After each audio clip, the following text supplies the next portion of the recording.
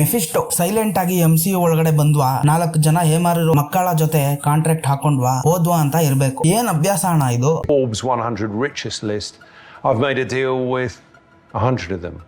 Plus 14 kings, 3 popes. ಏನ್ ಹೇಳ್ತಿದ್ದಾರೆ ಅಂತ ಅರ್ಥ ಆಯ್ತಾ? ಪೋಪ್ ನಲ್ಲಿ ಇರುವ ಟಾಪ್ 100 ರಿಚೆಸ್ಟ್ ಪ್ಲೇಸ್ ನಲ್ಲಿರುವ 100 ಜನರ ಜೊತೆನೂ ಕಾಂಟ್ರಾಕ್ಟ್ ಹಾಕಿರುವ ಹಾಗೆ ಮೆನ್ಷನ್ ಮಾಡಿದ್ದಾರೆ. ಟೋನಿ ಸ್ಟಾರ್ಕ್ ನ ಫಸ್ಟ್ MCU ನಲ್ಲಿ ನೋಡಿದ್ದು ಪೋಪ್ ಲಿಸ್ಟ್ ನಲ್ಲೇ. ಹಾಗೆ ನೋಡಿದ್ರೆ ನಾನು ಮುಚ್ಚುಮರೆಯಾಗಿ ಟೋನಿ ಸ್ಟಾರ್ಕ್ ಜೊತೆನೆ ಡೀಲ್ ಹಾಕಿದ್ದೀನಿ ಅಂತ ಹೇಳ್ತಿದ್ದಾರೆ. ಅದಕ್ಕೆ ಯಾವ್ದಾದ್ರು ಚಾನ್ಸ್ ಇದೆಯಾ? ವೆಲ್, ಯೋಚನೆ ಮಾಡಿ ನೋಡಿದ್ರೆ ಎಂಡ್ ಗೇಮ್ ನಲ್ಲಿ 5 ವರ್ಷ ಸೈಲೆಂಟ್ ಆಗಿದ್ದ ನಮ್ಮ ಟೋನಿ ಸ್ಟಾರ್ಕ್ ಸುಮ್ಮನೆ ಒಂದು ರಾತ್ರಿಯಲ್ಲೇ ಟೈಮ್ ಟ್ರಾವೆಲ್ ನ ಕಂಡು ಹಿಡಿಯೋ ತರ ತೋರಿಸಿರ್ತಾರೆ. ಅಂಡ್ ಆ ಸಮಯದಲ್ಲಿ ಟಾಮ್ ಹಾಲೆಂಡ್ ಸ್ಪೈಡರ್ ಮ್ಯಾನ್ ನ ರಿಟರ್ನ್ ತಗೊಂಡ್ ಬರ್ಬೇಕು ಅಂತ ಒಂದು ವಾಂಟ್ ಟೋನಿ ಸ್ಟಾರ್ಕ್ ಹತ್ರ ಇದೆ. ಒಂದ್ ಪಕ್ಷ ನಮ್ಮ ಮೆಫಿಸ್ಟೋ ಅದನ್ನು ಮಿಸ್ಯೂಸ್ ಮಾಡ್ಕೊಂಡಿರ್ಬೋದಾ? ಚಾನ್ಸ್ ಕಮ್ಮಿ. ಸರಿ, ನಮ್ಮ ಟೋನಿ ಸ್ಟಾರ್ಕ್ ಶ್ರೀಮಂತನಾಗಿರಲು ಆ ಡೀಲ್ ಹಾಕೊಂಡಿರ್ತಾರ ಅಂತ ಕೇಳಿದ್ರೆ ಇಲ್ಲ. ಟೋನಿ ಸ್ಟಾರ್ಕ್ ಹತ್ರ ಇರುವ ಕಾಸು ಒಂದು ಜನರೇಷನಲ್ ಕಾಸು, ಅಂದ್ರೆ ಅವ್ರ ಅಪ್ಪನ ಮನೆ ಕಾಸ್ರಿ. ಅರ್ಥ ಆಯ್ತಾ? ಸ್ಟಾರ್ಕ್ ಇಂಡಸ್ಟ್ರಿ ಅವರ್ ಸ್ಟಾಕ್ ಇಂದ ಸ್ಟಾರ್ಟ್ ಆಗಿದ್ದು. ಅದರಲ್ಲಿ ಬರುವ ಕಾಸು ಟೋನಿ ಸ್ಟಾರ್ಕ್ ನ ದೊಡ್ಡ ಶ್ರೀಮಂತನಾಗಿ ಮಾಡಿದ್ದು. ಹೆಂಗೆ ನೋಡಿದ್ರು ಟೋನಿ ಸ್ಟಾರ್ಕ್ ಮೆಫಿಸ್ಟೋ ಹತ್ರ ಡೀಲ್ ಹಾಕಿರೋ ತರ ಹೇಳಕ್ ಆಗಲ್ಲ. But maybe Howard Stark deal ಹಾಕಿರ್ಬೋದಲ್ಲ. ಕಾಮಿಕ್ಸ್ ನಲ್ಲಿ ಐರನ್ ಇನ್ವೆಸ್ಟರ್